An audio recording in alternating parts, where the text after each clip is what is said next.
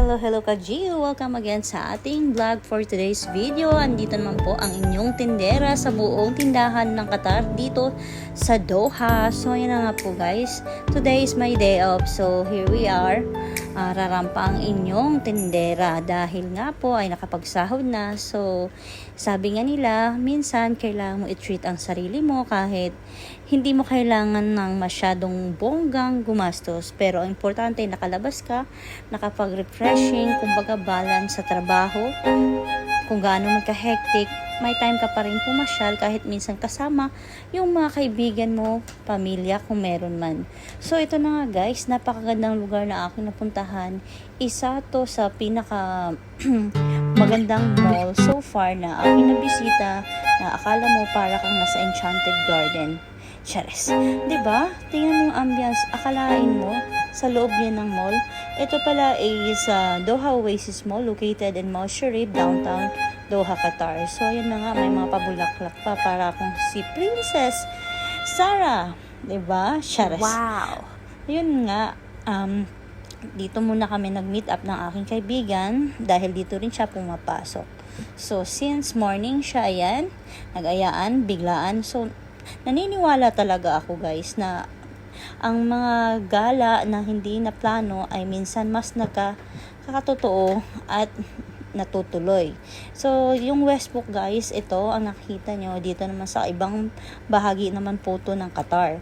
Ang Westbrook po isa sa pinakasikat ngayon summer dahil air condition po lahat ng nakikita nyo yung dinadaanan namin. Kahit po summer siya, pero sobrang lamig at hindi mo maramdaman ng init, di ba? Kaya so refreshing at relaxing kahit maglakad kayo along the way.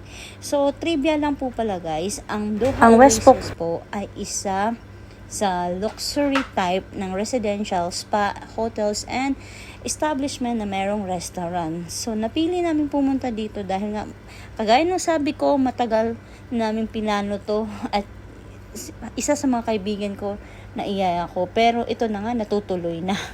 So, ayan, umikot kami dyan. Suyuri ng buong Westbrook kung gaano kabongga at kaganda. Pero meron din silang pa-red carpet na akala mo ikaw ay isang celebrity o kaya isang prinsesa. Prinsesa ng mga tindera. Charis. So, ito na nga, pa-red carpet pa ako. Lakad-lakad. Pwede kang mag-video, mag-picture kung wala namang tao. As long, hindi sila masama yung mga locals dito kasi may iba na ayaw talaga. So, we keep in privacy. Kaya, sinakto namin na walang dumaan o nandyan. Kaya, mabilisan lang po. So, ito na nga guys, gusto namin pumunta sa may likod, pero nagkamali kami. Dahil wala na pala doon parkingan na since wala naman kaming car, ano lang kami, commute. So, ito na nga guys, di ba ito yung sobrang amaze ako dahil sa walls kung saan merong running TV, videos, at sobrang bongga nakakaliw yung mga lighting and all. So, ito mga kaibigan ko, talagang bully sa akin. Kalain mo, sila nagsasabi, sila daw yung aking secretary, accountant, bodyguard, ano pa, ako daw yung madam nila. Diyos ko po, sana guys magkatotoo yan at lahat tayong maging madam. So, ito na nga, pa-red carpet uli. Kasi hindi ako nakontento kanina. Diyos ko po. Ayan na nga guys. Itong gusto kong makapture talaga yung running na videos dyan sa wall.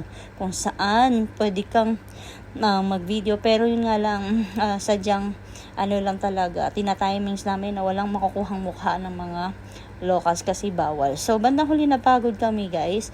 Ayan na nga. So, nagmakdo na lang dahil yan po ang McDonald's ang aming nilafang. Bukod sa mura na masarap pa. Kala nyo, doon kami papasok sa mahaling cafes and restaurant. Diyos ko po. Saka na lang pang meron tayong 6-digit na income. Hay, naku buhay. So, thank you for watching guys. And I hope na enjoy at na-tour ko kayo sa dalawang lugar dito sa Qatar. So, ayan na nga po, no? Maraming thank you sa pagsama din ng aking mga kaibigan na mababait. Bye! See you for next vlog!